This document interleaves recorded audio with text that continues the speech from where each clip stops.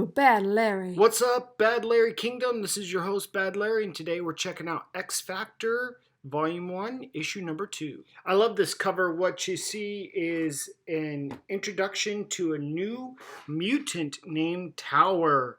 And we see 4 of the 5 X Factor members utilizing their powers battling against the Tower. I wonder where Beast is. Maybe that's a clue to the issue.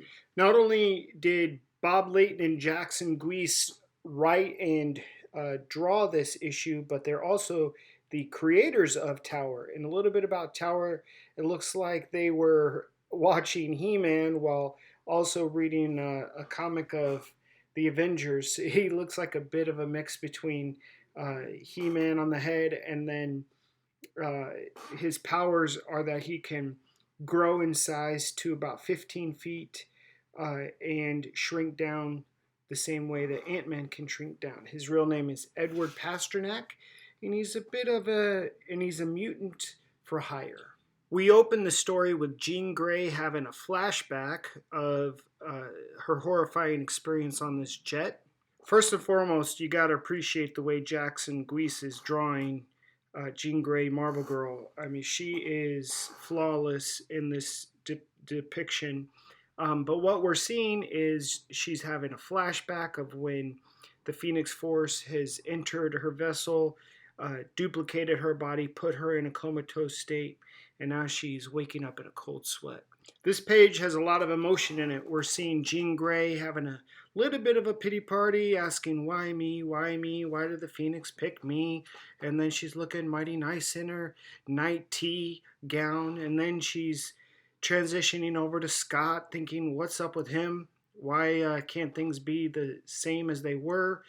This last panel, she was so happy to return. She was so excited to get the band back together, but she realizes that things have changed and she just doesn't understand what truly has changed and why they've changed. She's just kind of clueless. In this first panel, she's expressing that she's full in on battling the evil mutants and wants to protect humanity and continue to try to change the narrative of humans hating mutants. And the second panel, she doesn't understand why Scott was so hesitant to rejoin the team. She's gung-ho on wanting to fight the evil mutants and train Rusty. And she is kind of feeling alone and displaced now that she's back. I love how Jackson Guise is drawing Angel in this series. He clearly is trying to show Angel does not give a flip. He's going to run around in his little pantalones. He's got the abs, he's got the looks, he's got the money. What does he care? You'd have to think Cyclops in this panel is telling him, hey man, go put some pants on or something. You know, Jean Grey is walking around here. I'm trying to get her back. But no, what's happening is Angel is really pleading with Scott to open up to Jean Grey. And Scott's kind of like, mind your business. I'll do what I want to do. And Angel's like, whatever, bro. I got to do some business of my own. This page gives me a real Spider-Man vibe where we see Beast and Bobby Drake Iceman are trying to find their own place, their own apartment in New York City because they want to have a little bit of the life of their own. They don't want to be stuck in the X Factor headquarters and having no privacy, but you know, they're not making a ton of money. They're kind of complaining about rent in New York City. This is giving me a lot of Peter Parker vibes where Peter Parker has all of this power, but he still has to deal with the day-to-day rigmarole of you know, paying bills and having a job or having some kind of income in a life. So this is kind of what's going on. Beast and Iceman are trying to figure out, you know, where they're going to live. And they decide to head over to Beast's old girlfriend's place. Her name is Vera. And on this bottom left panel, we see a smoking figure with the blonde hair. We know that that's going to be Tower, spying on Beast and Iceman.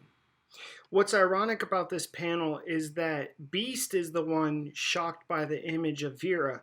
He's the one who looks like a giant blue furball, but yet he's the one when he sees Vera. has a face of shock. So there's a bit of irony going on in this first panel.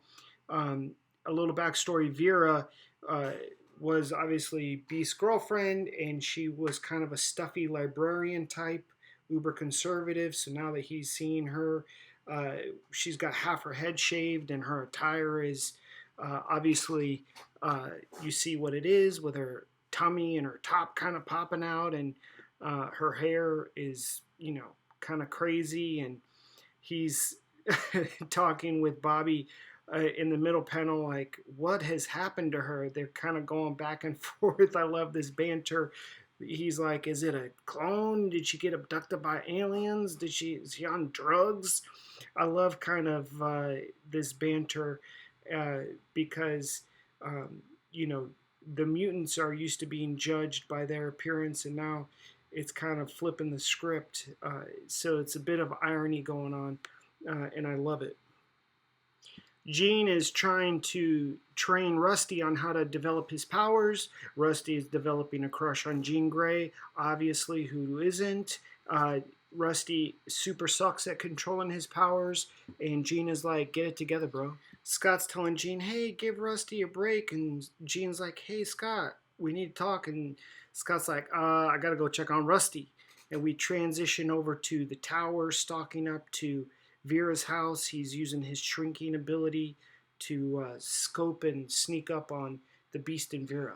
Some awkward conversation is being had between Beast, Iceman, and Vera when kablooey, here comes the Kool-Aid man. I mean, the tower. Whomever hired the tower wants the Beast and Beast alone, but the Beast isn't going to go quietly. I love the writing and art style to depict the mutants' abilities and their fighting styles and their powers and their strength. And while Beast is obviously very strong and very agile and super smart, the tower is proving that sometimes size does matter. The tower's coming through your window, snatching your people up. Why does the villain boss always gotta be some bald, white doctor type? Scott is finally deciding to call home and check on Madeline and his baby, but that number is disconnected. She's gone, and so is that phone. X Factor show up and investigate, and Scott is pissed because they took his best friend Beast, and he's gonna find out who's behind it. We see that deep underground in a bunker in a lab in Atlanta, the Beast knows who his bald captor is. It's Dr. Carl, a biochemist who's partially responsible for transforming the Beast from his regular human-looking form into this blue furry furball beast creature.